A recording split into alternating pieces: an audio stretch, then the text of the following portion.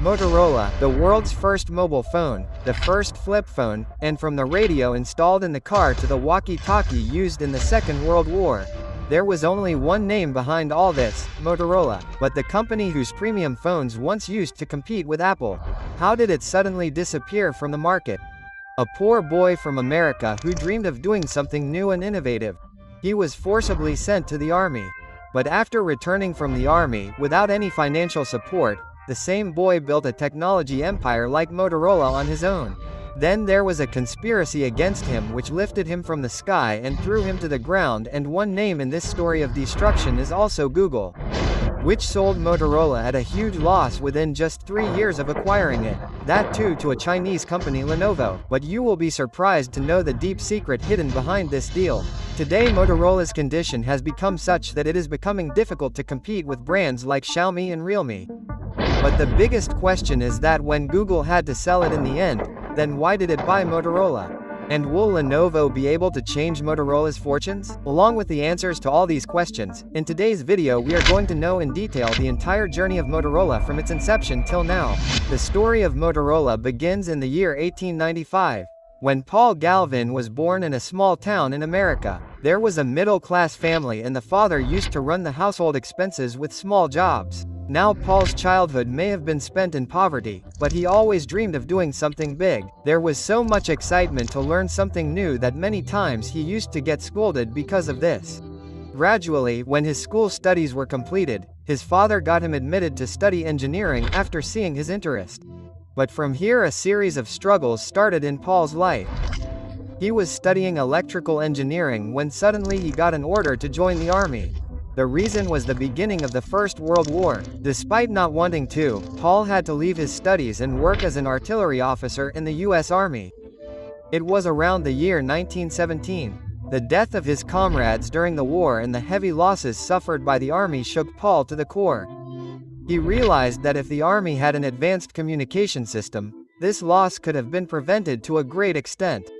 He decided in his mind that he would definitely do something to solve this problem. The war ended in the year 1919, but unemployment and recession spread all over America. Paul had neither a job nor money, but he kept trying to turn his dream into reality. And then came the year 1928 when Paul started Galvin Manufacturing Corporation with his brother Joseph in a rented workshop in Chicago. With just 5 employees, they started making battery eliminators, a device that helped run battery-operated radios with electricity, and from here began Motorola's huge business empire.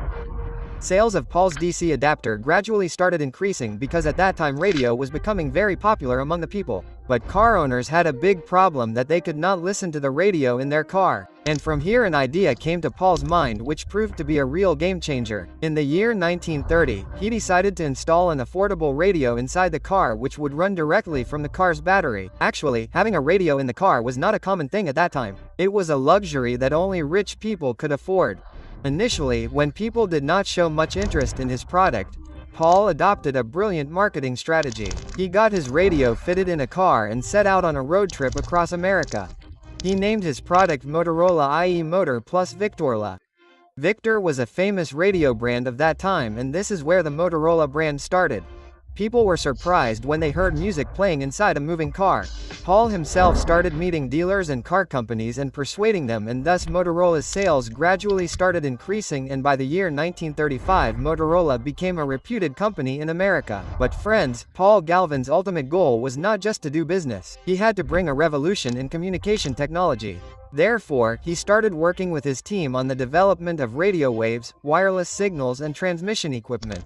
But during the same time, the Second World War started and Paul was reminded of World War I 20 years ago. He had an opportunity to do something for the country. Then what? After working hard day and night, Motorola did wonders. The world's first portable walkie-talkie, 300 Seychelles rupees, was launched, which was no less than a boon for American soldiers.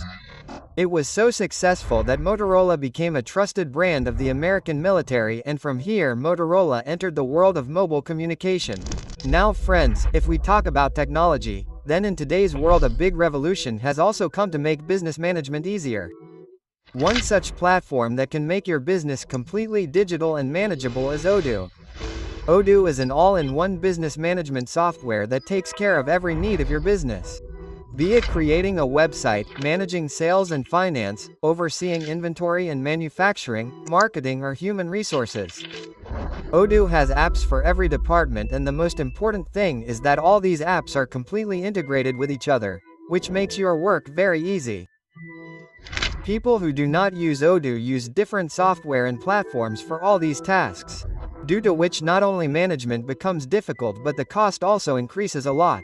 But Odoo fulfills all these needs in a single subscription, and that too for just 580 rupees per month. Not only this, if you want to try Odoo for free, then you can access any one app for lifetime free. So then what are you waiting for? If you also want to make your business digitally strong, then try Odoo's 15-day trial for free. You will find its link in the description. Then came 1943, when Motorola achieved another milestone and got listed on the stock exchange. However, even then the name of the company was Galvin Manufacturing Corporation, which was officially changed to Motorola in 1947. After this, Motorola stepped into television production along with radio, and gradually Motorola products started appearing in most of the homes in America. Now Motorola had become not just a company but a trusted brand. Then came the year 1959, when Paul Galvin died at the age of 64 years. But Motorola's journey did not end here. The command of the company came into the hands of his son Robert Galvin, and from here a new era of Motorola began. Robert started taking forward with full dedication the mission and vision with which Paul Galvin had laid the foundation of the company. Under his leadership, Motorola invested heavily in RAD, and instead of being limited to just radio, television and walkie-talkie, it also entered the world of semiconductor chips and mobile technology. In the 60s and 70s, Motorola became the market leader in the microprocessor and semiconductor industry. Especially their 68000 series created a stir in the personal computer and gaming console industry. Even Apple used Motorola's PowerPC processor for decades. 1983 was the year when Motorola gave the world its first handheld analog mobile phone, Motorola DTC8000X. This phone, weighing 1.1 kilograms, could be used for only 30 minutes after charging for 10 hours, and it had the capacity to store only 30 phone numbers. Its size was so big and heavy that people started calling it a brick phone. But this was the innovation that started the first generation, i.e. 1G, in the mobile industry. Then came the year 1990, when Motorola launched the world's first GSM phone, Motorola International 3200, in which SIM card was used for the first time. This phone became so popular that after this Motorola became the favorite brand of every major telecom operator. After that, in 1996, Motorola made another blast by launching the world's first flip phone, Motorola StarTech. This phone, lightweight, stylish and equipped with advanced technology, became so popular that for the first time in the world, mobile phone became a status symbol. Till here everything was going well. Motorola focused on innovation. By tying up with the government and big clients, it got big orders, and by the end of the 90s its worth crossed 50 billion, and it should have happened. Motorola was fully capable of this.